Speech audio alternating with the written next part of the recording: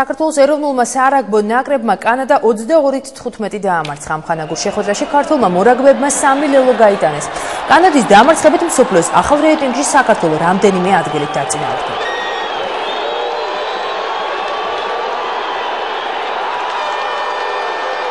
დიდი საარაგბო მატჩი ეროვნულ სტადიონზე ჩატარდა, სადაც ჩვენი კორესპონდენტი ოთარ გიორგაძე იმყოფება, რომელიც ახლა პირდაპირ ეთერში გვერდება. ოთარ, უფრო დეტალურად რამდენად მნიშვნელოვანია ეს წარმატება ქართველი მორაგბეებისთვის?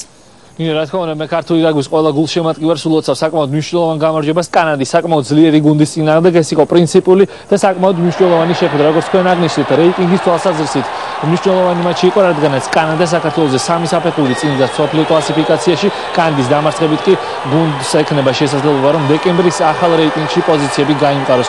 მოგეხსენებათ, რომ კანადასა და საქართველოს ჰქონდათ აქამდე ერთი მატჩი ჩატარებული, ეს მოხდა ამერიკის შეერთებულ შტატებში, ჩერჩილის დასზე, მაშინ კანადამ სოლიდური სხვაობით გაიმარჯვა. თუმცა დღეს საქართველოს ნაკრებმა რევანში აიღო, როგორც თქვენ აღნიშნეთ, 3-ჯერ აიღო ჩათვლის მოედანი კანადელებისა და საკმაოდ მნიშვნელოვანი მატჩი 22-15 მოიგო.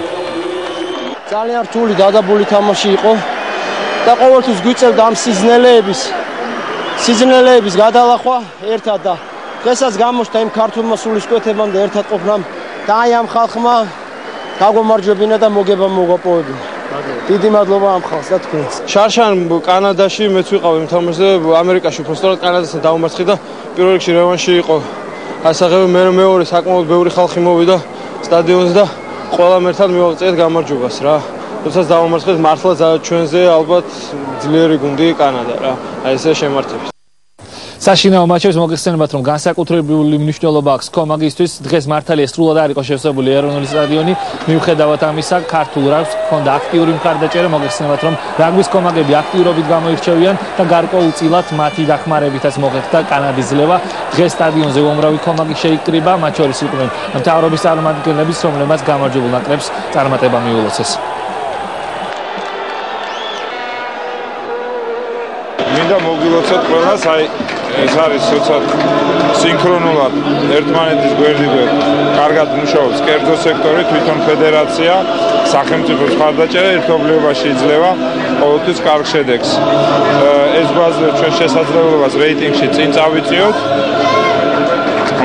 და ეს ასევე იმის ნიშანია, რომ ჩვენი გუნდი ყოველთვიურად უკეთესი და უკეთესი ხდება. კარგი თამაში იყო, ულოცავ საქართველოს ამ გამარჯვებას, ულოცავ ქართულ რეგბის გამარჯვებას და კიდევ ბევრი გამარჯვება გქნება წინ.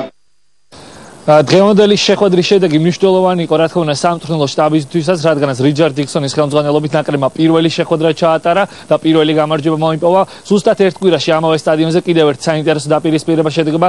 კიდევ ერთი ძლიერი გუნდი ჩამოვა თბილისში, საქართველოს ნაკრების მეტოქე იქნება ამერიკის შეერთებული შტატების გუნდი. შეხვედრა შაბათს 27 ნოემბერს ეროვნულ სტადიონზე 14 საათზე დაიწყება.